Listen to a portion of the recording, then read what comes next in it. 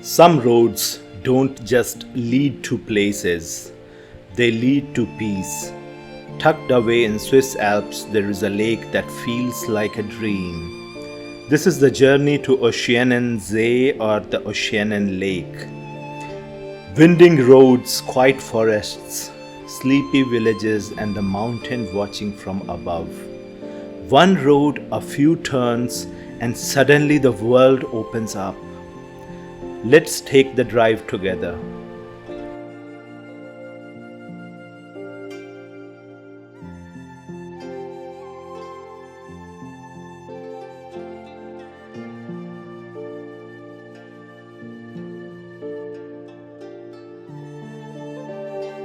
Thank you first of all, I must thank you, all of you guys, for subscribing to my channel. I am at 500 subscribers right now.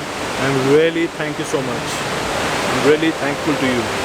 So please share my videos and I will make more content for my channel. So right now I am starting with the Switzerland series. So right now I started with one of the small hidden location.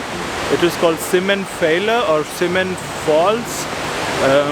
It is, to be frank, it is not an Instagram location, but the location is absolutely epic. You can see the fall right behind me.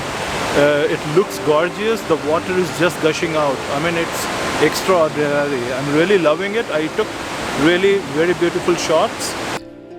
I set out that evening with one goal: to reach the Zieberbrunner, the Seven Springs, where glacier waters pour from the cliffs like silver threads from the sky. The trail was quiet, just the sound of the simmer flowing beside me, and the distant echo of waterfalls calling from deeper in the valley. But nature had its own plans. As I climbed, the sky shifted, the winds picked up, rain began to fall, first gentle, then relentless. The trail turned slick, visibility faded, and mountains whispered a warning I could not ignore. I didn't make it to Zieberbrunner that day. Instead, I reached the Wasserfall an der Simmer, a thundering wall of water crashing with a force that humbled everything around it. Standing there, soaked and breathless, I didn't feel the disappointment. I felt something else: respect. Because sometimes the real story isn't about the summit, it's about knowing when to stop and listening when nature speaks louder than your plans. I will return to Zieberbrunner, but that day, the journey was enough. Tucked deep in the Bernese Alps, there is a little village where time seems to slow down: Kander Steg. I arrived just as the morning light broke across the rooftops, wooden chalets wrapped in flowers, quiet streets lined with mountain air. There is a stillness here, the kind that only places like this can give. Behind every corner, a postcard view, behind every breath, crisp alpine silence. But the real magic, it awaits above. From the edge of the village, I took the gondola, a smooth, slow climb through the clouds. As we rose, the valley below unfolded: green meadows, grazing cows, and distant chime of church bells fading into the wind. The higher we went, the more the world changed.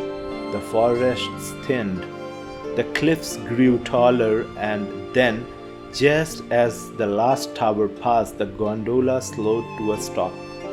I stepped out in another world: fresh air, towering peaks, the kind of silence that almost hums. From here, a short walk leads to Oeschinensee, but even before the lake comes into view, you feel its presence. The way the mountains part, the way the wind carries moisture, and how everyone around you gets just a little quieter. The journey to Oeschinensee isn't just about getting there, it's about what you pass through. The village, the lift, the landscape. It's a reminder that sometimes the way up is just as beautiful as the place itself. And in Switzerland, the way up is always worth it.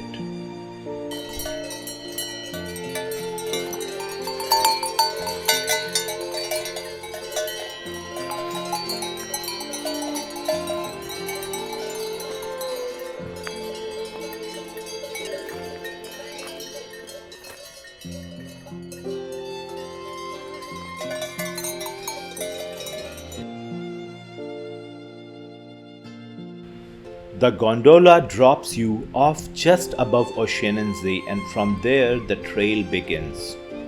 A wide gravel path lined with pines and alpine flowers slowly winds its way towards the lake. The air feels different here, lighter, cooler, like the mountains are breathing around you. Soon the blue of Oeschinensee appears, quite glassy and impossibly still. It looks like a painting framed by cliffs that rise like giant above its edges. The hike to Berghaus über Bergle isn't steep, but it's steady. Every few minutes you will want to stop, not because you are tired, but because the view demands it. On one side, the deep turquoise of the lake, on the other, steep alpine walls, dripping with waterfalls and streaked with ancient rock. And all around you, silence, broken only by sound of your boots, the distant call of marmots, and the soft breeze sweeping across the valley. The path begins to climb gently, taking you above the shoreline. The higher you go, the more you see, the lake widening behind you, the glaciers gleaming above, and tiny hikers scattered across the trail like moving dots on a giant canvas. And then, after an hour, you'll see Berghaus unter Bergli, a simple mountain hut nestled into the slope with benches overlooking one of the most surreal alpine views you will ever find. You can also purchase something to eat and refresh. It's not just a hike, it's a slow, unfolding masterpiece, the kind of trail that reminds you why you hike in the first place. Oeschinensee below, the peak above, and for a moment everything in between is perfect.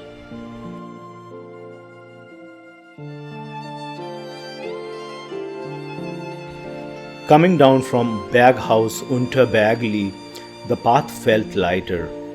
The lake slowly returned to view, like an old friend waiting at the bottom of the trail.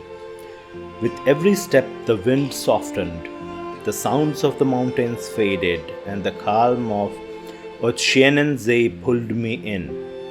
I reached the shore, found a quiet spot, and sat down. Just me, the water, and the stillness. Sometimes the best part of the hike is when you stop walking. Oeschinensee isn't just a lake. It's a moment, still, quiet, and impossibly beautiful. A place where time slows down and the mountains remind you how small and how lucky you are to stand among them. If you ever come here, don't rush. Breathe it in. Let it stay with you.